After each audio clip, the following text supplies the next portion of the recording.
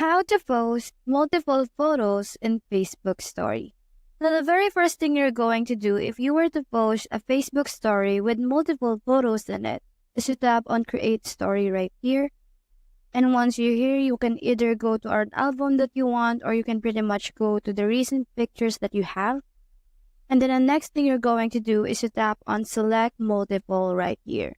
You just have to tap on that, and you're given an option to select multiple photos that you will be adding to your Facebook story.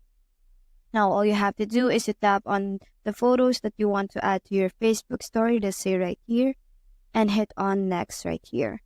Now, you are given an option whether you want separate stories from each photos, or you can tap on photo collage, which means that you can add all the pictures in one specific story.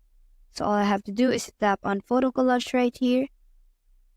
Now I can choose a background that I want to use right there. And once I'm done, all I have to do is to tap on share right here. So that's how to post multiple photos in Facebook story.